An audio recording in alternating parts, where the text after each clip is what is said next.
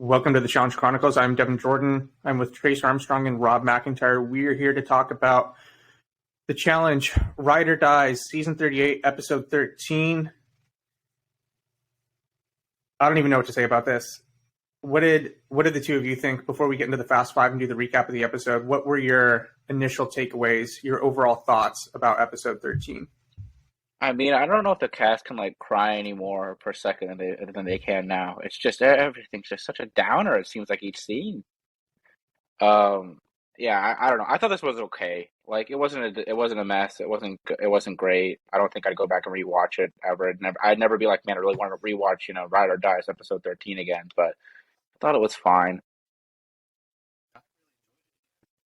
I guess maybe I've just bought into the Stockholm syndrome at this point of what the show is, because I enjoyed it for what it was. I mean, is it anywhere close to great episodes from past seasons? No, but we're such a marked improvement past Spies, Lies, and Allies that I guess I'm just cool with what they're doing right now.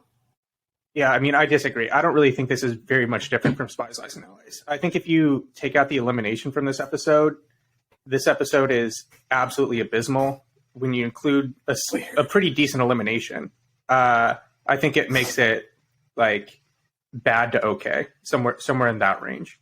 All right, let's get into the recap with the Fast Five. Everyone comes back into the house celebrating and congratulating Fessy. Fessy says that he would hope Johnny would be the next vote and that there would be some heat taken off his back. Olivia talks about losing Nerys and Nelson in back-to-back weeks. She says that she needs to focus and make it to the final. I don't know if the two of you noticed this, but what did you think about Olivia essentially being one of the narrators for this episode? And I feel like she's kind of taken that place for a large part this season. I guess she's one of the rookie voices left, so they want to have somebody who's not been around with probably a slightly different perspective. I don't think she's bad at it necessarily. I thought she's done a decent job of talking through stuff in her confessionals. She has a bit more flavor than some of the other people do, so I didn't have an issue with it. I mean, if she replaces Anissa as the narrator recast every season, I'm all for it. So we actually, after we record this episode, we plan to record an episode for Patreon about top prospects for the show moving forward. I think she will probably be heavily discussed on that episode. If you'd like to listen to that episode, you can become a patron. Go to patreon.com/The Challenge Chronicles. Subscribe for $4 per month. We do about an episode per week. You get a lot of cool stuff. So go check that out. We'll leave a link in the description below. After we get Olivia's conversation, Johnny tells Fessy he can't believe that Mariah didn't save Fessy with her vote. Fessy gives Mariah shit for burning her vote, and Mariah says that she didn't want to type the vote because she didn't want to jeopardize someone on her own team. And then she kind of falls back on the fact that she doesn't have a lot of experience in the game. She's new. She's a rookie. And Jordan walks into the same setting where everyone's kind of just out in the open, out in the kitchen, and discussing everything that happened in the previous episode. Jordan starts to talk with Fessy. Tori's also in the room and tries to have a conversation with Jordan about his vote. They start screaming at each other. Jordan brings up that he just essentially voted the way that he did for spite. And Tori talks about how she didn't want to look stupid because Jordan went back on what he said he would do, or supposedly said he would do, when he vouched for Jordan to her team. And all while this is going on, Devin, Olivia, Johnny, Anissa, Mariah are listening in the other room while they just scream back and forth. So do we think they actually told the cast that if the vote was tied, one of them would go in? Or do we think that was just her own team telling her that because they wanted to cover all their bases? I would assume it's the latter because they never really do the former. They never tell anybody what's going on. They were big braining it. I mean, realistically, what would happen with it? If there was a tie vote, they would have just said, okay, we're going to vote again, but you can only vote for these two people. That's all that would have happened. They wouldn't send one of their own guys in. That's stupid. They definitely wouldn't do it right away. Yeah, probably. It's not like they wouldn't give them an opportunity to change their votes and break a tie. I think they would be I think if it came down to them being in gridlock, where they couldn't make up their minds and they couldn't decide on someone, then yeah, they would obviously have someone on their own team go in. Those people would be up for nomination, but I think it was too soon for that to happen, probably. Yeah. It was just a rookie mistake. It is what it is. So Mariah's team has a team meeting. They talk about how they can't lose anymore. Mariah says that she's not sure if Fessy will have her back going forward. Fessy's team has a team meeting. They congratulate Fessy. Johnny says losing Nelson's a big loss. And Casey talks about how she's on a tough situation having her Nani on the other team, Nani being her girlfriend. We get a workout montage. Amber B, more Amber B stuff. I mean, at this point, is Amber B winning? Like, think about how much Amber B content we've gotten, dude. Rob, well, where is Amber B for the first? Rob, Amber B crying, hooking up, winning eliminations. How is she doing really fantasy points this season? She's not really showing them hooking up. They're just showing them like talking. All they have to pretty well. For points for fantasy, they don't have to hook up. They just have to be in bed underneath the covers, right? That's technically the rule that you read. Have they been shown sleeping together? I don't know if they have. Twice. Just last episode, weren't they? When she said that, I'll have to go back.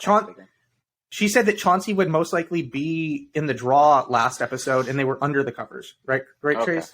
Then they probably got points for that. So, I mean, she were really quiet for the first couple episodes, like absolutely invisible. I mean, I think they could be around for a while. I thought they would be a better team than other people did going in. They're the fourth team that's the layup in the final. Get ready for it. Not Jordan and Anissa? Well, they're the third team. It's going to be my prediction. I think all amongst along. the two of them, and Chauncey and Amber are the third team. I would put my horses behind them. Then. Well, I think there might be four teams in the final. That's been their motif the last few seasons. I'm just saying. I think Amber B and Chauncey would beat Anissa. Oh, Jordan and Anissa? Yeah, of course. Yeah, so I think they're number three, but they could be around for a while. They could, and I think the other thing too is Amber B is getting the Emmy treatment where they're highlighting a character that won't win, but they're trying to build them into like a bigger face, and it's not working. How about Horatio talking about how he was so honored to work on this episode? Like, shut the fuck up. Was Horatio. there a producer standing there with a gun pointed at him saying, "Read this"? Like, give me a fucking break. I don't believe that for a second. And if Horacio really believes that, God. Who knows how much of the show he knows? Like, if somebody just tells him, "Hey, she's lost one elimination of her past however many, and she's wanted the show," it's like, all right, great. Like, I could see someone. If you've never really watched the show, you might actually think she's this awesome competitor since she won 2 seasons ago. Because when people talk about on Survivor, they go on Survivor and they're essentially like fulfilling a lifelong dream of making it on the show, and they're talking about how big of an opportunity it is and how grateful they are to be there. They actually mean it. Whereas when they do it here, it's completely forced, and a lot of these people had never even heard of the show before they were even cast on it. I wouldn't say that's ubiquitously the case with Survivor, but it definitely happens it's definitely much more the case than on the challenge. Oh, I think it's like almost always the case with Survivor.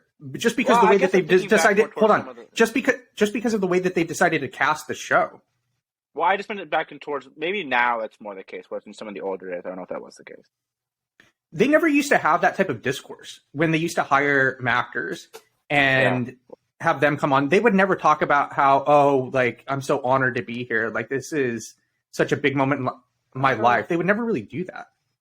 I mean, remember when Wu was on, and Wu on Kagayan was talking about how he's so honored to be on the show. He's like ready to just happy to be on Survivor, and it came out afterwards that he's a complete recruit and was like stealing meds from production. No, I don't remember that at all. I don't think I've ever heard that. Well, you know how he was Weasel Wu? That was what I called him? Yeah. That's why, because he stole Cass's or not Cass, he stole Trish's like medication from production, and he was like a recruit. It was like a whole mess. Interesting. Yeah, I don't remember him talking about how he was like super honored to be there though. Possible. All right. Amber B talks with her mom. We get a teleconference between Amber B, her sister, her mom, Amber B's niece. Chauncey comes in. Amber talks about how Chauncey's there to have her back. And how long have they been dating? I don't know. Because she was with that guy, Jerv. Maybe a couple months. Remember Jerv from Sparkles and Alex? Weren't they like a thing last season? Jerv. I forget what his actual name was. We always called him Jerv because that was like the shorthand of it. You don't remember this guy? I know who you're talking about. I almost want to say that his name was Chauncey Jeremiah. Oh, Wasn't that his name? Jeremiah, you're right. Yeah, no, I'm yeah. Okay. Because yeah, right. Like she has to have been with him less than a year. That's what I was gonna say. Because they're like 11 years apart, but apparently things are going well. So Chauncey and Amber B are 11 years apart. didn't we find that out that he's like 23? How old's Amber B? She's 32. Okay, 9 years apart. 32, 33. They're like 9 years apart. Yeah. I would have never guessed that. We talked about this last show, I think. Or did we talk about this with Pat? No, we did. Didn't. We literally talked about this last week. It was like he's 23, 24, and she's like 32, 33. He's younger. He's like the only person on the show younger than me. You must have talked about it with Pat then. I don't remember this at all. No, you were on the call. We literally talked about this last week when we were trying to guess what's I the think age it was range with Pat. of the We were talking about rookies. how everyone on the show is old now. I'll bet you money. That's right. If you want to bet money on this. That's true. People it's gonna start needing to like have Viagra supplements on set with how old they're casting. Oh, and forget Viagra, Blue Chew, man, that sponsors like every podcast. Our hymns. All right. Next scene, we get Nani talking with Casey. She talks about one of the last times that she saw her mom before her mom passed away. Nani talks about how it's her mom's birthday. You're the one who liked this episode, supposedly. So Sorry, I had a moment where I imagined Nelson trying to do a live read for Blue Chew and talking about penises getting hard, and I just started internally giggling a little bit, thinking about Nelson. You ever get that needy, greedy feeling? You need to get your performance up and going, get some Blue Chew. Sorry. Okay, I shouldn't have jumped in. You should have left it alone. I mean, they are hurting for sponsors. Are they? Yeah. Why do you say that? How often do they have? Well, for like mission I don't think they want that. I don't think they want that many. I mean, how many do they have? Like, did they even have one last season? They have Burger King every year. There obviously isn't much parody of Burger King is just doing this every season. They had Top Gun last year. They had Top Gun. Didn't they have one recently with like what's the like adult lunchable P3 or whatever? Yeah, they had P3 last year. They had P3 Dawn Double Agents. These don't seem like heavy hitters of marketing budgets. Oh, hey, and this year they had Puss in Boots. How can we forget Puss in Boots? Of course, we all remember Puss in Boots. Devin's favorite mission. What did they even do? Oh, that mission. That mission wasn't that bad. That mission was pretty good. Yeah, like in the grand scheme of like missions that they've had, I didn't think that one was that terrible. You just hated the Puss in Boots aspect. It just never ended. Well, yeah, I mean, if you're gonna get Antonio, they literally. It was like they had Antonio Banderas do a commercial in the middle of the episode. Dude, if they just leading into that, I'd be much more about that than a lot of the stuff they've been doing. And it was like the runway in, remember the Fast and the Furious like a few ago where they're on the plane. Mm-hmm. And well, no, I'm not talking about. I'm talking about the actual Fast and the Furious movie. It was like one of the last ones that Paul Walker was on, and they're on the plane, and there's this huge action sequence on the plane, and they're on this runway for no joke, like 20 minutes. Like how fucking long is this runway? It just never ended, just like the fucking Puss in Boots commercial. Yeah. Hey, but you know what? This isn't unprecedented. Survivor had some of those disasters where like your reward was getting to go watch the Jack Black Gulliver's Travels movie. And then there was one where they like had them go watch the Adam Sandler movie, like Jack and Jill, and they all had to pretend that they thought it was hilarious. Jeez. Like, it was great. It was No, that's like one of the 6 worst movies of the past 100 years. Pretty terrible. So anyway, this isn't unprecedented. Dude, what did I see the other day? Oh, have either of you seen the new White Lotus? No. I don't even know what that is. Oh, really? Really? You remember Mike White? I'm old. Oh, you gotta watch it. Do you remember Mike White from David vs. Goliath? On Survivor? Yeah. He was like a finalist? Yeah, he wrote the show, right? Yeah, it's incredible. You gotta watch it, both of you. I would anyone that's listening, I would highly recommend it. I don't have any time. The challenge is already like as much TV time as I can give up anymore. There's only 6 episodes. There's 6 episodes in the first season and 7 episodes in the second. It's super quick. All right. So they eulogize Nani's mom. It's Nani's mom's birthday. They float balloons into the air. After we get these back-to-back scenes of emotion from Nani and Amber B, it's completely obvious that their team is going to lose the mission. There's no point in even theorizing otherwise. We get to the mission. It's called Blind Faith. TJ says that there will be 4 stages to the mission, and they have to nominate people to go into each of the events for the mission. Do we have to go through all these? We're gonna fly through. The team that completes all 4 in the shortest amount of time wins. Let's talk about each at a time. So the first one with Jordan and Fessy, called Target. They have to use a slingshot, knock 3 of 7 targets. 3 of 7 targets. The person that does it fastest wins, and they have to drink. I don't even know if they ever said what it was. Something not good each time that they miss. So, what did we think of the premise of the mission in general, where they have these 4 different stages they have to compete? Let's talk about that first. What did we think about that? I thought it was okay. It's freaking long, though. It was the entire episode. It felt like it was 30 minutes. It was like 25 minutes of airtime. Okay, with commercials. Okay, there's a way they could take this sort of idea, and if they had them all go at once, then I would be much more for it. Like if they had some, like if it was like you're all on 4 different stages of this, like they've done that plenty of times where we split up the team, have them go on different parts of this, and you're all going at once. I understand why they didn't want to do that because the pink team, as they're being called now, has an extra player on it. So I can understand why they wanted to have these different, but it just takes too long, though. Well, that, and you talk about how they're trying to make a show that's easy to digest and watch no matter where you are. You wouldn't have all 4 at once because it would just be chaos on the screen. So you would want to break it up. I think you can air that. You can air that in a long enough time period, or you can make that work. They've done plenty of times before where they had multiple. All right. Well, think about the mission on the think about the mission on the ruins where they throw the fruit over the thing. I'm thinking about something like that. Yeah, but this is 4 completely separate things. That was like a relay race, whereas this is like 4 completely different events. So personally, I thought it was fine. If you're going to have a mission this long, this is how you do it, because it was easy to follow, easy to digest, and they spent time on the mission pieces that mattered.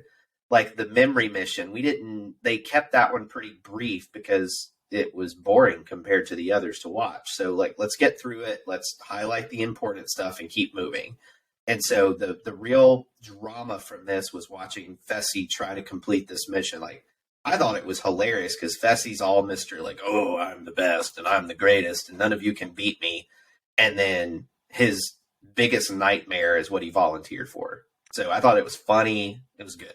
I will say, I think the Fessy versus Jordan storyline is much more compelling to me than anything else going on. I think that's an interesting dynamic where you have Jordan who has all these natural factors that work against him and is able to overcome it through his skill, and Fessy's kind of the opposite a lot of the time. They clearly don't seem to like each other very much. I mean, it's a priority to get each other out. But they haven't shown it that much. I think part of it might be when you have that type of rivalry, it's really easy to have, like if Jordan beats out Fessy in the end, then it's really easy to spotlight that and have Jordan come out looking like the victor, right? Like he's a really easy character for the audience to get behind. I actually think, based on how they've aired it so far, I think Fessy might end up coming out on top, and it's really difficult to make Fessy look like the good guy in that battle. I didn't mind this mission. I think part of the reason why it was good is that they were all head-to-head. And I think that's something that we discussed early in the season. I think MPH brought that up in Discord. When they do head-to-head type missions where they're competing directly against each other, I do think it's much more entertaining than a lot of the formats that they do for missions. So I think that this was good. I think they just could have shortened it up. We didn't need to see Fessy throw up in a montage for 5 minutes, right? I mean, that's a really easy way to shorten it up. With. 1 or 2 minutes, okay, that's great. 5, you're just stretching time. But the one thing that I appreciated about this mission is the challenge finally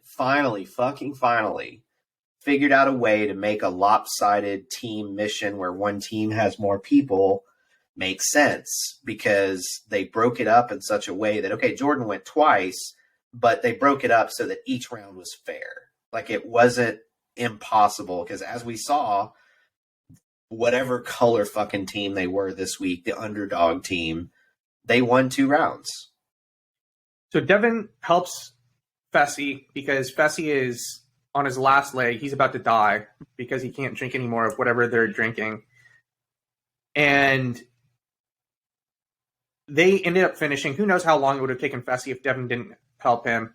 I don't know. I don't know if it really matters because I don't know if Jordan and Mariah are ever finishing that last leg. I don't Who know knows how long that would have taken, right? if they're physically. Mariah basically said as much on Twitter. She's like, no matter what we tried, I wasn't strong enough to hang on long enough for Jordan to do it, and I wasn't strong enough to reach it if Jordan was already up there. So I don't think they could have completed it. You can't imagine that gets easier as you get more tired, too, right? Exactly. Yeah.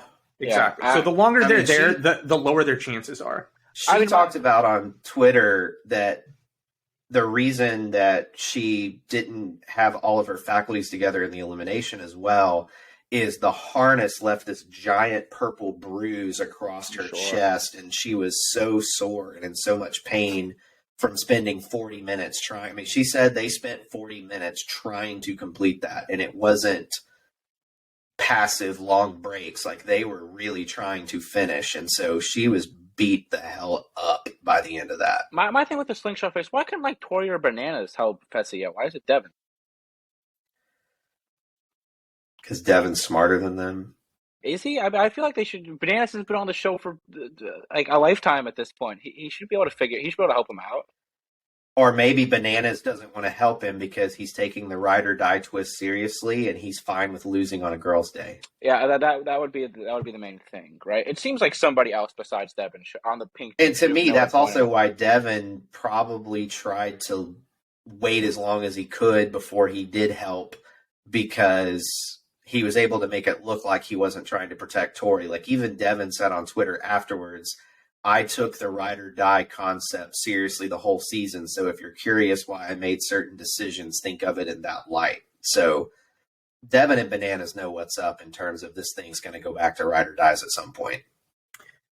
Yeah, we get a really interesting quote from Nani when she talks to Casey later in the episode. And I guess we can talk about it now. She says to Casey in a conversation that she wants her to... Let me see if I can find it real quick. I have it in bold somewhere. She essentially talks... When she's thinking she's about to go in? Yeah, she tells Casey that if she goes home, there's a chance she might not come back. So I wonder if they're all under the assumption that it's going to go back to ride or dies. And so I didn't know if she meant there's a chance. Hold on. I didn't know if she meant that there's a chance she might not come back this season or the show in general. But if she's talking about this season, I mean, it seems pretty well known at this point that it's going to go back to ride or dies. Yeah, that's what I was. Smarter players know that. It's just they beat you over the head with it every single episode, right? They all talk ride or dies, ride or dies, ride or dies. Like every single confessional is mentioning it. Like, I mean, they even have TJ's wife come out in a cameo to illustrate the ride or dies clue at the end of this thing. So, like, I mean, you'd have to be, like I said last week, you'd have to be Mr. Magoo to not know this is where it's going to go at some point. I mean, I thought she did a better job than TJ does a lot of the time. Like, I thought she was pretty good. She wasn't bad. Considering she's never done this before. So we get a puzzle check between Olivia, Anissa versus Nani and Devin. Olivia and Anissa win marginally. It was pretty close. We get a third stage that's a memory stage between Horacio and Amber versus Johnny and Tori. Horacio and Amber did very well.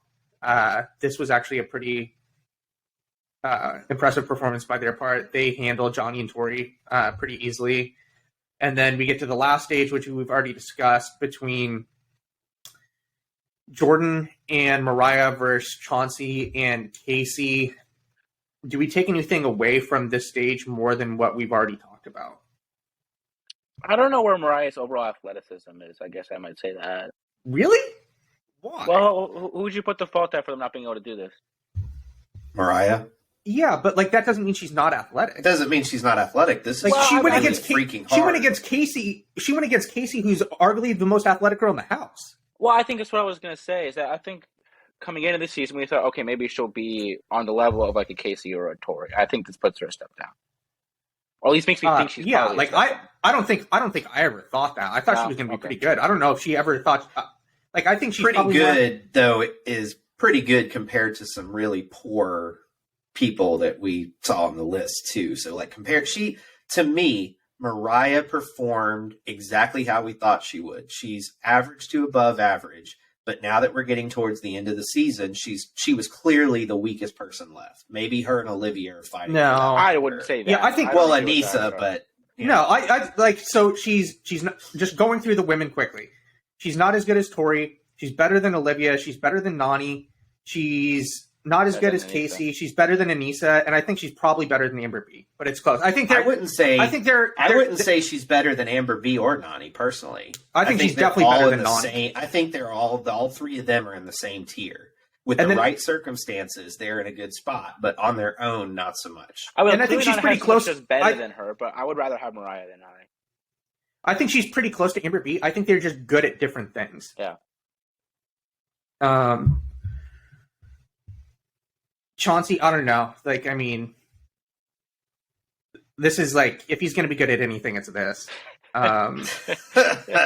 Like, we literally just came off of last episode where they were literally trying to keep him on the other team because he was the worst person on the team. We heard from him. He can run very fast, but only for very short distances. So that kind of goes against Amber B's skill set. In my notes at the end, when TJ says this is the longest, hardest challenge day he's seen in a long time, I have just what the fuck with a question mark. That makes no sense. Well, I would say if you look at it from a grueling filming schedule, it looked like they started at 8 o'clock in the morning and didn't get done till like 9 o'clock at night. So it was a long ass. Would you want to be there, Devin? No. I mean, they're just fucking hanging out. Like, you do something for like most of the time you're just hanging out outside. Are they like eating during it? Of course they are. There. Of course they do. We never see them eating. Yeah, because people don't want to fucking watch people eat on TV. Like, in this context. Like, no one gives a shit. Well, we also found out a really interesting note on Bananas and Nelson's podcast of apparently they have movie nights at the Challenge House where they set up a TV and they get to watch a movie. So, they don't show us that either. What do you think they're watching? Something on White Lotus. Puss in Boots 1 to prepare for the advertisement for Puss in Boots 2. Shrek. It'd be a good idea, actually, if they're gonna have that anyways. All right. So Fessy's team wins. We go back to the house. Amber and Chauncey talk. Amber says that she's not upset with Chauncey for winning and essentially putting Amber B in jeopardy. Chauncey talks about how he's in a tough position because he doesn't want to let his team down, but he also doesn't want to let Amber B down. We get into an interrogation. We're going to fly through each of the people. Nani comes in, and I literally have nothing to say about what she said. Like, literally nothing came out of that conversation. Right? Like, if I go this in there, interrogation, if I go in there, I'm going with the intent of coming back. Okay, like, great. Like, you're not coming in there with the intent to throw it. That's nice to hear. They need to get rid of this whole interrogation shit. Get rid of it. Just cut it out. Go back to just the cast. Get in a room and vote. Like, just fucking do it that way. Get in a room and vote. If you want to have like the power team dinners where they call the people they want to talk to, I'd be more in favor of that because, like, that's like the X2 stuff where they would have a dinner. Yeah, make it more natural. This whole forced crap where you could tell they're fed lines, it's terrible. It's because they do it in 3 stages, right? They have the initial stage where the team talks amongst themselves. Then they go through each of the different people that are up for nomination. And then they have another conversation where the team talks with themselves again about what they might do. It's just so nothing revealing ever happens. Just have them put in who they want to just... I ought to be so much more in favor. Just go to elimination, put in who you want to put in. If you want to talk to people, go ahead and talk to people. They just want those like nice little clips to have to air for seasons where the people are in the little interrogation. And quite frankly, if you want to use this interrogation format, put all three of them in at the same time and try to get them to throw each other under the bus and cause conflict. If you want to use like that was like what they did with the Inquisition for vendettas, and I don't like that necessarily. Much better than this. Though. This takes too long. We get Amber B comes in. Amber B comes in. She has a cat dress on, which was actually kind of funny. And Amber B makes the case that Mariah should go in because it's her rookie season and she hasn't gone into elimination yet. Mariah comes in. Clearly the best argument. I mean, kind of, but it's also like it's not a compelling argument from like a strategic perspective. It's just an easy excuse.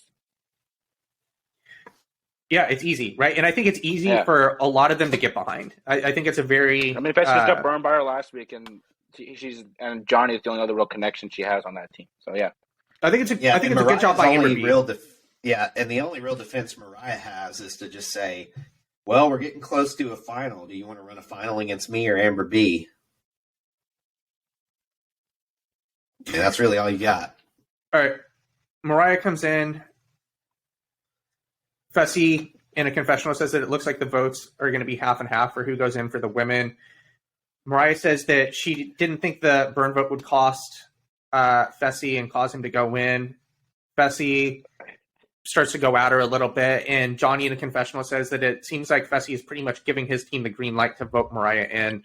I don't understand what she is saying there at all. How can she not know he's going to go in if she doesn't vote for Nelson? I don't know. I think what she's saying is that she didn't want to. Back to what she said at the start of the episode, she didn't want to vote for Nelson, force a tie, and have one of the men on her team going in. I don't know if she actually thinks that, or if she just really deep down just didn't give a fuck if Fessy went in. I think it may be some of that. I think it's closer to that. I also be that it's closer to that, and that's like how she's going to sell it to him, which he's not buying clearly. After interrogation, Casey and Nany talk again. Casey says that she doesn't want to do this without her, play the game without her. Nany, and this is where we get the Nany comment, which I thought was very revealing. This is where Nany talks about how if she goes home, there's a chance she might come back, and she wants Casey to essentially give it her all. And so I guess what did you guys think? Do you think she was talking about come back this season or come back to the show as a whole? I took it as come back to the show generally. I mean, she's getting up there. She's done so many seasons in a row. Like I was thinking about it more in that context. It could be that she comes back. There's also been rumors that she and Casey have been exploring a donor to have a kid and stuff like that. So maybe Nany is looking at that.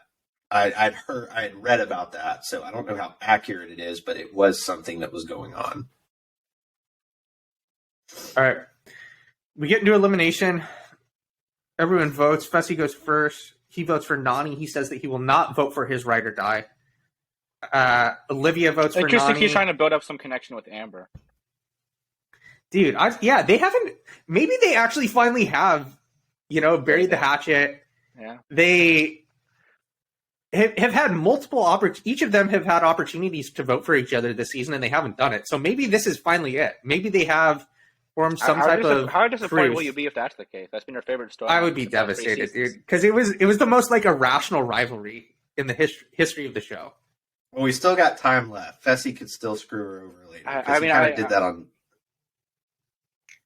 I don't know. Because he could have easily burned. He could have easily burned one on Amber B here. Easily, yeah. Nothing would have happened. I never find the dynamic between the two of them particularly compelling. I hate to burst your bubble, Devin. Fessy votes for Nany. Olivia votes for Nany. Johnny votes for Amber B. Casey, and then all the Mariah votes start flooding in. Casey votes for Mariah. Chauncey votes for Mariah. Tori votes for Mariah, and Anissa votes for Mariah.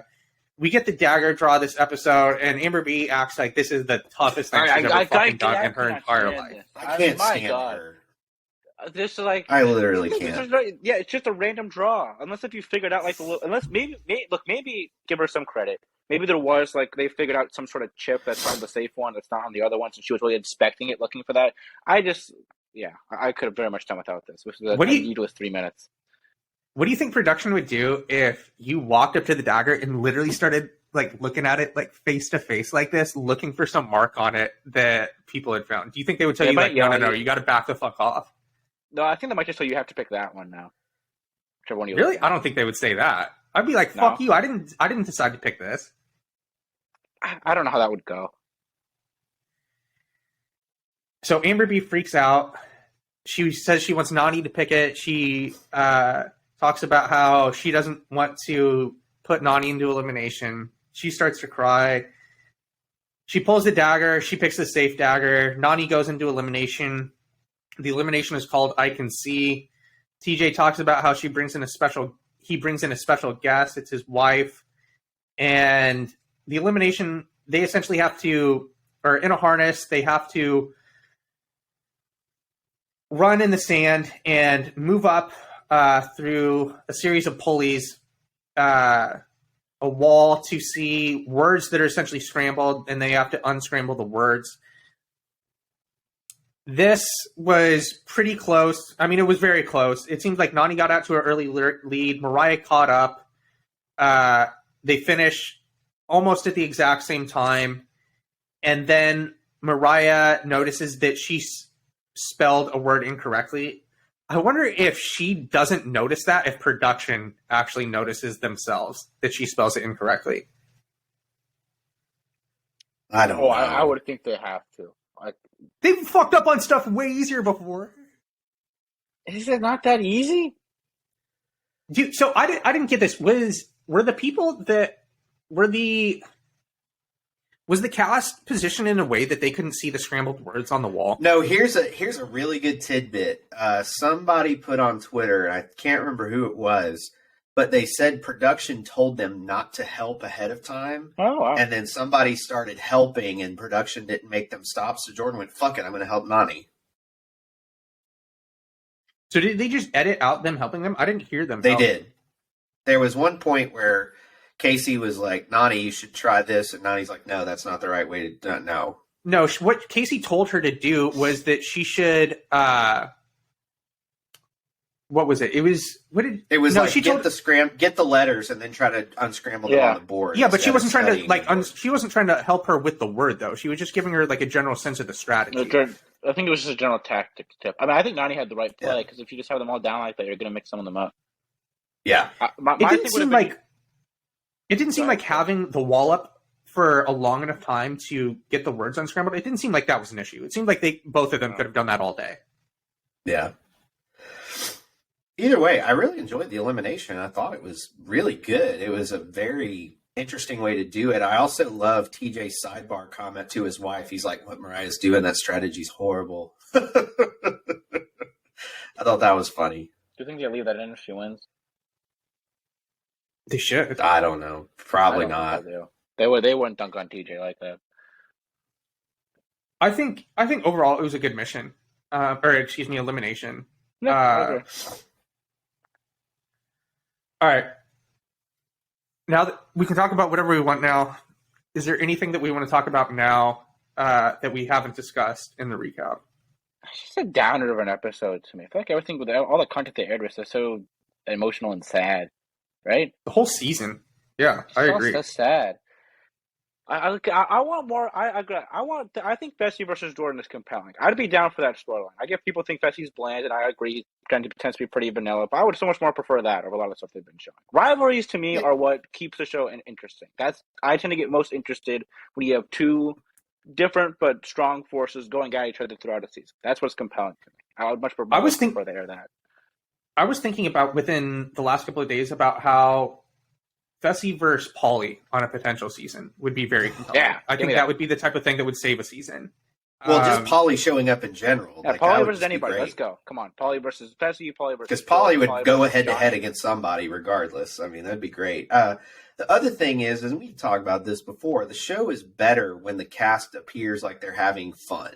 Yes. And I cannot tell if anyone is actually enjoying being on the show. I think they have fun and they don't air it. Well, I know. That's why they should air some of that content.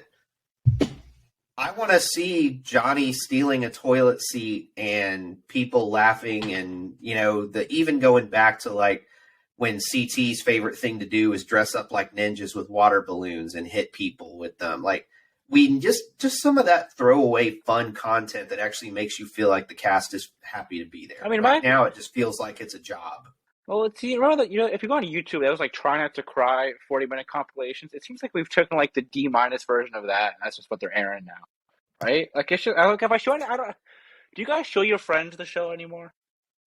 No. I haven't shown my friends the show I'd be like embarrassed in a long time. Right? Yeah. They'd be like, this is what you talk about twice a week? I'm like, well, it didn't used to be like this. Well, what's funny is when I mention the show to my friends, they go, oh, I used to watch that. Is Johnny Bananas and CT still around? Like, those are the types of questions. Is Kenny still on the show? Like, that's the type of questions I get. And I just don't even want to acknowledge some of that because it's just like, well, I don't really want to go into why Kenny's not around. Bananas is still there. He just says that he hasn't done anything this season. I mean, is he up to anything? They're just not showing it. He seems very disgusted with the whole edit.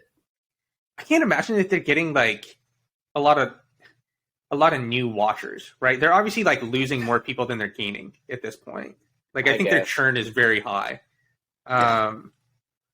I mean, it's just like how the diehards like us, and that's how the ratings been. It's been getting better throughout. They have gotten better through the season, but I think that is a symptom of a lot of people were just done with the challenge. I think Survivor ending helped. I'm sure. And I also think that there's just a certain segment of the fan base. I mean, we've had so much challenge content. And the way to watch it on demand, like right now, I have YouTube TV. I can go back 5 episodes each week. I think a lot of people just waited and kind of binged and were like, okay, the season's not that terrible. I'll play catch up. So they're better, but overall, like they're better than what they were, which was they're better than what they were, abysmal, but they have right? so much further they could go. So are they still bad, or are they trending towards good? I don't know. What have you seen? I mean, it seems like they're still basically the highest network show going, right? Like they're beating out. They're losing to like if you eliminate Tucker Carlson and the Fox News shows. So they lose it to news and NBA games, and then they beat everything else. Yeah, if you eliminate those, they're the highest rated like original show on cable on Wednesday night but I mean the cable universe keeps shrinking too, so the number looks bad, but that's just the symptom of cord cutting in general. It's funny with Bananas, like he and Mariah seem like an actual couple now. It feels like we didn't get that much of them though while they were around this season. We didn't get any resolution to that relationship. She went home and we didn't even. They would randomly show them kiss here or there, but they never actually explored the fact that they were hooking like I feel like up. Fessy and Horatio and Laurel in the 3 episodes they were on together had much more content than Johnny and Mariah have had throughout the season. I didn't even do anything. We didn't really get, relative to Amber and Nani, we didn't get any content from Mariah this episode. All the content we got from Mariah this episode was her decision to not save Fessy the previous episode. So I wonder if this just means that it's pretty much a lock that Mariah is the one that's coming back. Well, who knows how this is even going to be structured in terms of they come back. I mean, she's been in a lot of content generally the last couple episodes, and I don't think she's like spitting hot fire in her confessionals or anything where they feel like they need to keep her on TV a lot. So I can see if they're like, look, we've had a ton of her lately. We don't need to like blow her up this episode.